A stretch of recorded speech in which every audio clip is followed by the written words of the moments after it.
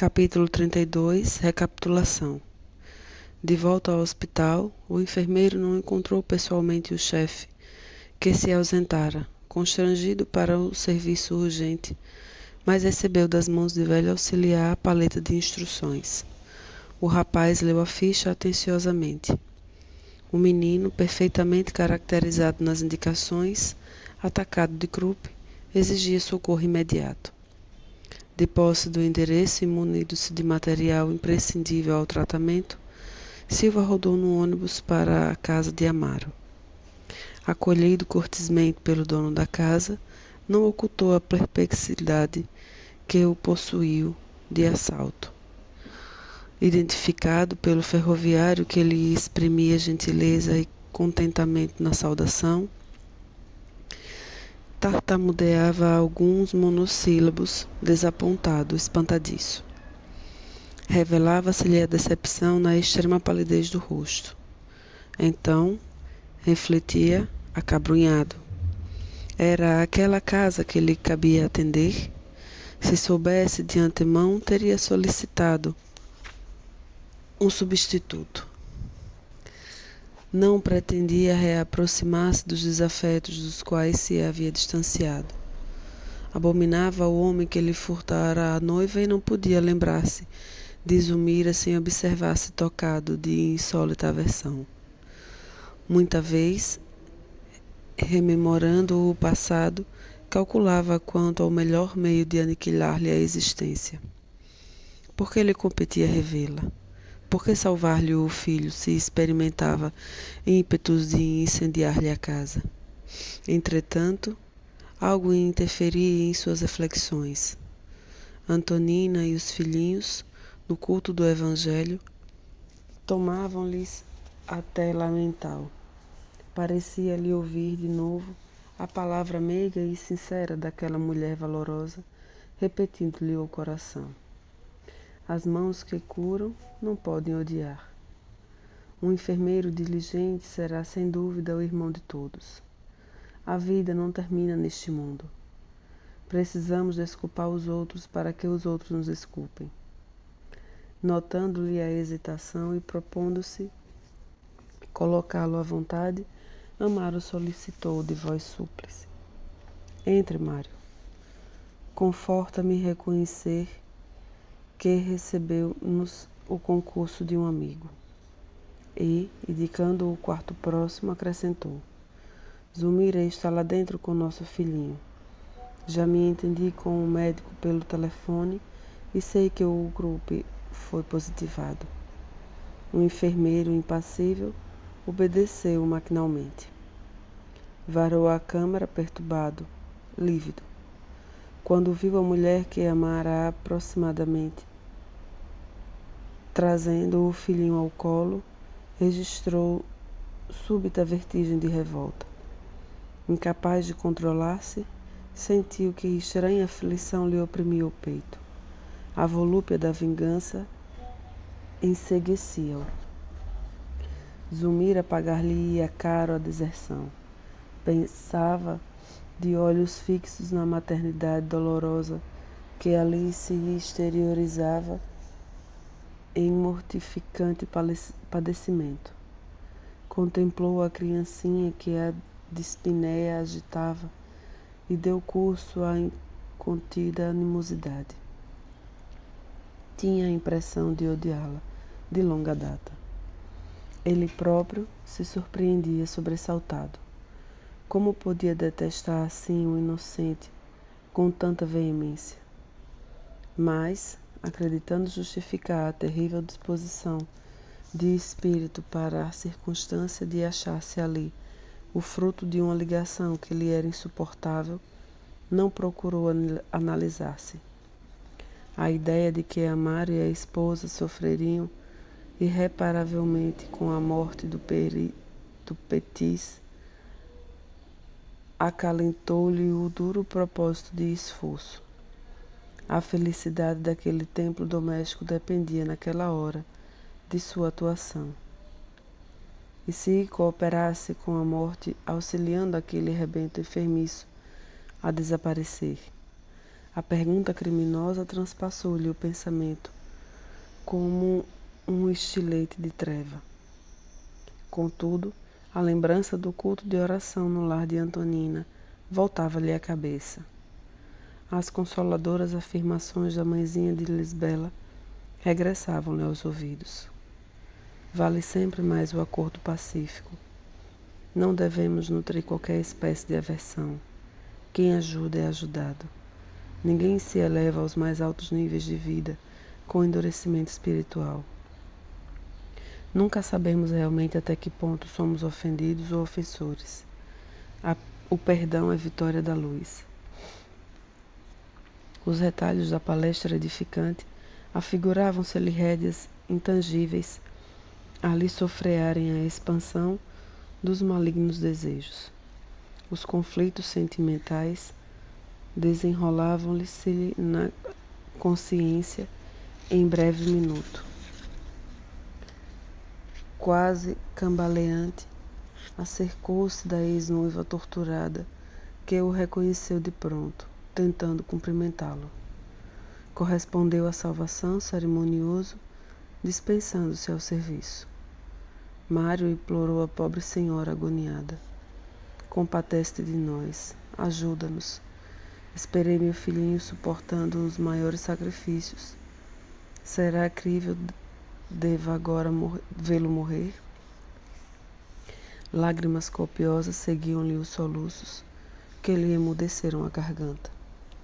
Noutro tempo, qualquer perdido daquela boca lhe impunha inquietação, mas naquele instante, soberana indiferença enrijecia-lhe o espírito.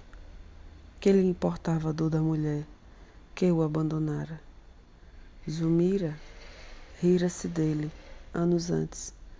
Não lhe cabia rir-se agora? De semblante rude, recomendou fosse a criança, restituída ao leito e logo após, tateou-lhe a sensibilidade. De pensamento martelado pelas ideias recolhidas no estudo evangélico da noite e contido pela suave lembrança de Antonina, buscava refazer-se. Ainda assim, como se carregasse um gênio infernal na própria mente, analisou as criminosas sugestões que lhe atravessavam o cérebro esfogueado. A ministração de medicamento impróprio, de certo, favoreceria a rápida extinção do enfermo. Júlio encontrava-se à beira da sepultura. Apenas o impeliria a precipitar-se nela sem mais delonga. Todavia, o semblante de Antonina dominava-lhe a memória, exaltando o perdão. Se visse aquela casa na véspera, considerou consigo mesmo, teria exterminado o Petit sem piedade. Recorria à eutanásia para justificar-se intimamente. Naquela hora, porém, os princípios evangélicos de fraternidade e de conciliação, como pensamentos intrusos, atanasavam-lhe a consciência. Esperou silencioso a reação do menino ofegante e, embora analisasse graves complicações que, certo, deveriam induzi-lo a comunicar-se com o médico responsável, fez a aplicação do soro antidifitérico, desejoso, porém, de vê-lo transformar-se em veneno destruidor. Reparamos que as mãos de Mário expeliam escura substância, mas Clarencio, pausando a destra sobre o pequenino, mantinha-o isolado de semelhantes forças. Ante o assombro com que observavam a exteriorização daquele visco escurecido, nosso instrutor elucidou de boa vontade. São fluidos deletérios de ódio com que Silva, inconscientemente, procura envolver a infeliz criança. Contudo, as nossas defesas estão funcionando. Odila, que chamava Bladina e Mariana até nós, acompanhava a medicação ansiosamente. Abnegado amigo, dirigiu-se inquieto ao nosso orientador. Acredita que Júlio possa recuperar-se?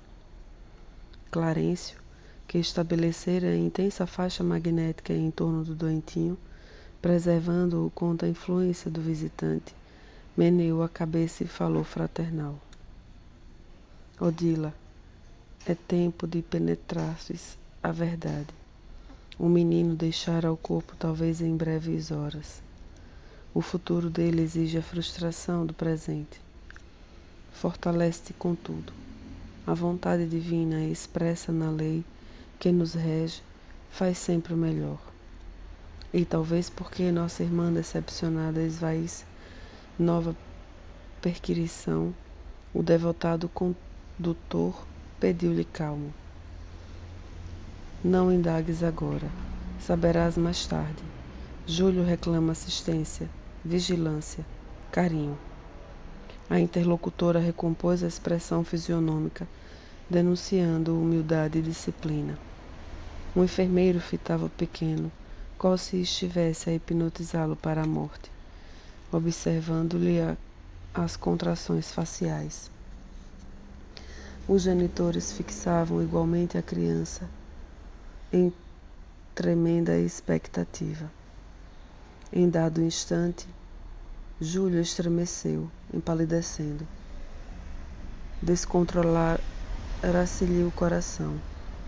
Examinando-lhe o pulso, Silva, agora aterrado, procurou os olhos de Amaro aflito e solicitou em voz menos dura. Convém a presença imediata do nosso facultativo. Receio um choque anafilático em consequências fatais. Zulmira deixou escapar um grito rouco, sendo socorrida pela cariosa Evelina, enquanto o ferroviário se despojou porta fora, em busca do pediatra. Minutos longos de espera foram vividos no quarto estreito. Uma hora escoou, vagarosa e terrível.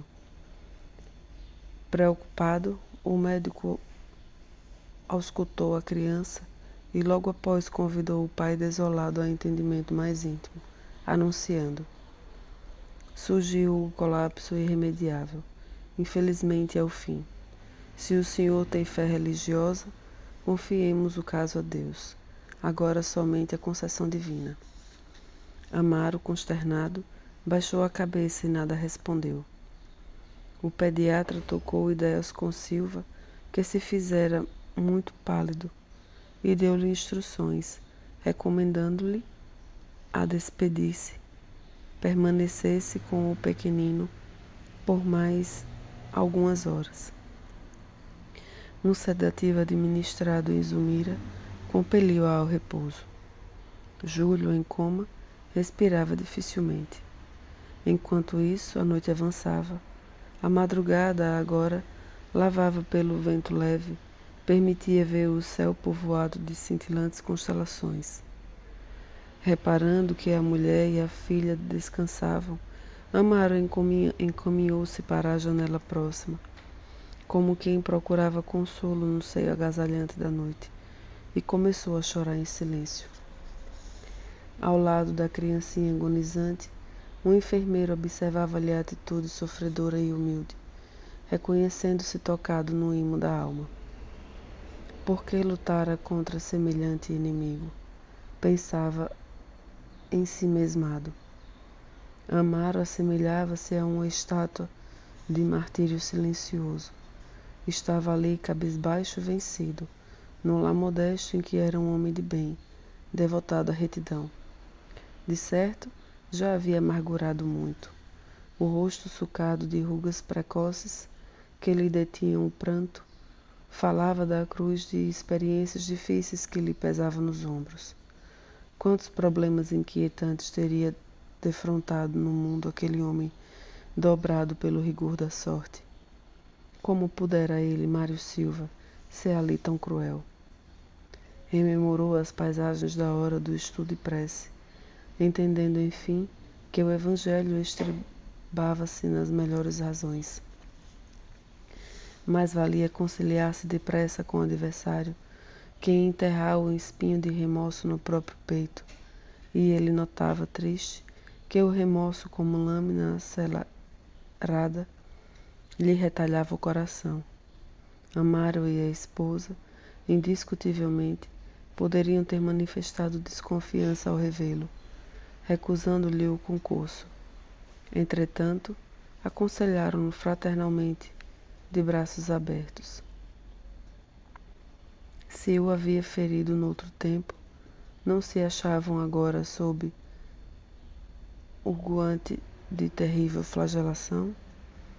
Rendia graças a Deus por não haver injetado substância tóxica no doentinho agora moribundo, mas não teria acaso concorrido para abreviar-lhe a morte? Experimentava o desejo de abeirar-se do pai, deditoso, tentando confortá-lo, mas sentia vergonha de si mesmo. Durante quase 2 horas, permaneceram ali os dois, calados e impassíveis. A aurora começara a refletir-se no firmamento em largas, ricas rugas. Quando o ferroviário abandonou a meditação, aproximando do filhinho quase morto, num gesto comovente de fé, retirou da parede velho crucifixo de madeira e colocou-o à cabeceira do agonizante. Em seguida, sentou-se no leito e acomodou o menino no colo com especial ternura. Amparado espiritualmente por Odila, que o enlaçava, demorou a olhar sobre a imagem do Cristo crucificado e orou em voz alta: Divino Jesus, compadece-te de nossas fraquezas. Tem o meu espírito frágil para lidar com a morte. Dá-nos força e compreensão. Nossos filhos te pertencem, mas como nos dói retirá-los quando a tua vontade nos reclama de volta. O pranto embargava-lhe a voz, mas o pai sofredor, demonstrando a sua imperiosa necessidade de oração, prosseguiu: Se é de teu desígnio que o nosso filhinho parta, Senhor, recebe-o em teus braços de amor e luz. Concede-nos, porém, a precisa coragem para suportar valorosamente a nossa cruz de saudade e dor. Dá-nos resignação e fé, esperança. Auxilia-nos a entender-te os propósitos e que a tua vontade se cumpra hoje e sempre. Jatos de safirina claridade espalhavam-lhe no peito, envolvendo a criança que pouco a pouco adormeceu. Júlio afastou-se do corpo de carne, abrigando-se nos braços de Odila, à maneira de um órfão que busca tépido ninho de carícias.